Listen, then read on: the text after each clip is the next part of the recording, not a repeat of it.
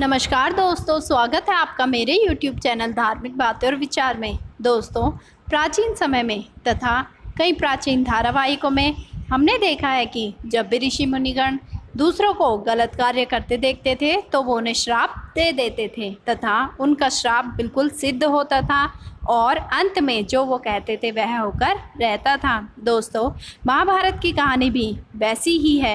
वैसे तो महाभारत की कहानी को सभी जानते हैं, लेकिन क्या आपको पता है कि महाभारत के ज़्यादातर पात्र किसी न किसी श्राप में फंसे हुए थे। अगर ये श्राप ना होते तो शायद आज महाभारत की कहानी कुछ और ही होती। देखा जाए तो हिंदू पौराणिक ग्रंथों में अनेक श्रापों का वर्णन मिलता है और हर श्राप के पीछे कोई ना कोई कहानी जरूर होती है। तो दोस्तों, आज की वीडियो में मैं आपको महाभारत में उल्लेखित ऐसे 10 श्रापों के बारे में बताऊंगी जो बहुत ज़्यादा प्रसिद्ध हैं तथा जिन्हीं के कारण महाभारत की रचना हुई और महाभारत का युद्ध भी हुआ। दोस्तों, इसके लिए वीडियो को अंत तक अवश्य देखें। इसमें सबसे पहला श्राप आता है राजा पांडु को ऋषि किंदम का श्राप। महाभारत के अनुसार एक बार राजा पांडु शिकार खेलने वन में गए, जहाँ पर उन्होंने हिरण के जोड़े को मैथुन करते देखा और उन पर बाण चला दिया। वास्तव में वो हिरण व हिरनी ऋषि किंदम व उनकी पत्नी थे। तब ऋषि किंदम ने राजा पांडु को श्राप दिया कि जब भी वे किसी स्त्री के साथ संभोग करेंगे उसी समय उनकी मृत्यु हो जाएगी। इसी श्राप के चलते जब राजा पांडु ने अपनी पत्नी माद्री के साथ संभोग किया उसी समय उनकी मृत्यु हो गई। दोस्तों, इसमें दूसरा श्राप आता है यमराज को मांडव्य ऋषि का श्राप। महाभारत के अनुसार मांडव्य नाम के एक ऋषि थे। राजा ने भूलवश उन्हें चोरी का दोषी मानकर सूली पर चढ़ाने की सजा दी। सूली पर कुछ दिनों तक चढ़े रहने के बाद जब उनके प्राण नहीं गए तो राजा को अपनी गलती का एहसास हुआ और उन्होंने ऋषि मांडव्य से क्षमा मांगकर उन्हें छोड़ दिया। तब ऋषि यमराज के पास पहुँचे और उनसे पूछा कि मैंने अपने जीवन में ऐसा कौन सा अपराध किया था कि मुझे इस प्रकार के झूठे आरोपों की सज़ा मिली। तब यमराज ने बताया कि जब आप 12 वर्ष के थे तब आपने एक फतंगे की पूंछ में सींग चुभाई थी, उसी के फलस्वरूप आपको यह कष्ट सहना पड़ा। तब ऋषि मांडव्य ने यमराज से कहा कि 12 वर्ष की उम्र में किसी को भी धर्म व अधर्म का ज्ञान नहीं होता। तुमने छोटे अपराध का बड़ा दंड दिया है, इसलिए मैं तुम्हें श्राप देता हूँ कि तुम्हें शूद्र योनि में एक दासी पुत्र के रूप में जन्म लेना पड़ेगा। ऋषि मांडव्य के इसी श्राप के कारण यमराज ने महात्मा विदुर के रूप में जन्म लिया। दोस्तों, इसमें तीसरा श्राप आता है क्रतु का अपने पुत्रों को श्राप। महाभारत के अनुसार ऋषि कश्यप की क्रतु व विंता नाम की 2 पत्नियां थीं। क्रतु सर्पों की माता थी तथा विंता गरुड़ की। एक बार क्रतु व विंता ने एक सफ़ेद रंग का घोड़ा देखा तो उन्होंने शर्त लगाई। विंता ने कहा कि ये घोड़ा पूरी तरह से सफ़ेद है और क्रतु ने कहा कि घोड़ा तो सफ़ेद है लेकिन इसकी पूंछ काली है। क्रतु ने अपनी बात को सही साबित करने के लिए अपने सर्प पुत्रों से कहा कि तुम सभी सूक्ष्म रूप में जाकर घोड़े की पूंछ से चिपक जाओ जिससे उसकी पूंछ काली दिखाई दे और मैं शर्त जीत जाऊं। कुछ सर्पों ने क्रतु की बात नहीं मानी। तब क्रतु ने अपने उन पुत्रों को श्राप दिया कि तुम सभी जन्मेजय के सर्प यज्ञ में भस्म हो जाओगे। चौथा श्राप है उर्वशी का अर्जुन को श्राप। महाभारत के युद्ध से पहले जब अर्जुन दिव्यास्त्र प्राप्त करने स्वर्ग गए तो वहां उर्वशी नाम की अप्सरा उन पर मोहित हो गई। अर्जुन ने उन्हें अपनी माता के समान बताया तो यह सुनकर क्रोधित उर्वशी ने अर्जुन को श्राप दिया कि तुम नपुंसक की भांति बात कर रहे हो, इसलिए तुम नपुंसक हो जाओगे। तुम्हें स्त्रियों में नर्तक बनकर रहना पड़ेगा। यह बात जब अर्जुन ने देवराज इंद्र को बताई तो उन्होंने कहा कि अज्ञातवास के दौरान यही श्राप तुम्हारी मदद करेगा और तुम्हें कोई भी पहचान नहीं पाएगा। दोस्तों, इसमें 5वां श्राप आता है परशुराम का कर्ण को श्राप।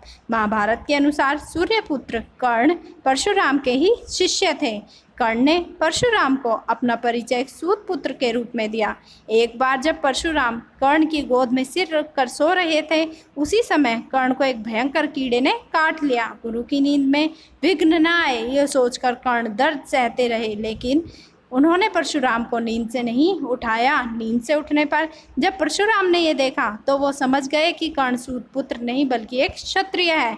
तब क्रोधित होकर परशुराम ने कर्ण को श्राप दिया कि मेरी सिखाई हुई शस्त्र विद्या की जब तुम्हें सबसे अधिक जरूरत होगी उसी समय तुम उसे भूल जाओगे। और हुआ भी यही। महाभारत के युद्ध में जब कर्ण को अपने अस्त्र और शस्त्रों की जरूरत थी, उसी समय वो अपने गुरु की विद्या भूल गए। दोस्तों, छठा श्राप आता है युधिष्ठिर का स्त्री जाति को श्राप। महाभारत के शांति पर्व के अनुसार युद्ध समाप्त होने के बाद जब कुंती ने युधिष्ठिर को बताया कि कर्ण तुम्हारा बड़ा भाई था, तो पांडवों को बहुत दुख हुआ। तब युधिष्ठिर ने विधि विधान पूर्वक कर्ण का अंतिम संस्कार किया।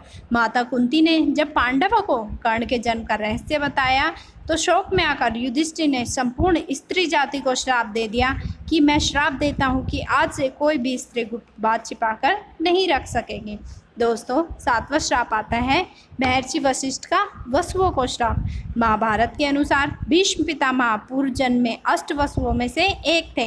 एक बार इन अष्ट वसुओं ने ऋषि वशिष्ठ की गाय का बलपूर्वक अपहरण कर लिया। जब ऋषि को इस बात का पता चला, तो उन्होंने अष्ट वसुओं को श्राप दिया कि तुम आठों वसुओं को मृत्युलोक में मानव रूप में जन्म लेना होगा और आठवें वसु को राज, स्त्री आदि सुखों की प्राप्ति नहीं होगी। यही आठवें वसु भीष्म कहलाए।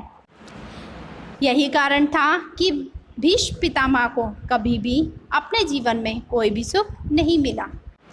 आठवां श्राप है श्री कृष्ण का अश्वत्थामा को श्राप। महाभारत के युद्ध के अंत समय में जब अश्वत्थामा ने धोखे से पांडव पुत्रों का वध कर दिया, तब पांडव भगवान श्री कृष्ण के साथ अश्वत्थामा का पीछा करते हुए महर्षि वेदव्यास के आश्रम तक पहुंच गए। जब अश्वत्थामा ने पांडवों पर ब्रह्मास्त्र का वार किया, तो ये देख अर्जुन ने भी अपना ब्रह्मास्त्र छोड़ा। महर्षि व्यास ने दोनों अस्त्रों को टकराने से रोक लिया तथा अश्वत्थामा और अर्जुन से अपने अपने ब्रह्मास्त्र वापस लेने को कहा। तब अर्जुन ने अपना ब्रह्मास्त्र वापस ले लिया, लेकिन अश्वत्थामा ये विद्या नहीं जानता था, इसलिए उसने अपने अस्त्र की दिशा बदलकर अभिमन्यु की पत्नी उत्तरा के गर्भ की ओर कर दी। यह देख भगवान श्री कृष्ण ने अश्वत्थामा को श्राप दिया कि तुम 3000 वर्ष तक इस पृथ्वी पर भटकते रहोगे और किसी भी जगह किसी पुरुष के साथ तुम्हारी बातचीत नहीं हो सकेगी। तुम्हारे शरीर से पीप और लहू की गंध निकलेगी, इसलिए तुम मनुष्यों के बीच नहीं रह सकोगे, दुर्गम वन में ही पड़े रहोगे।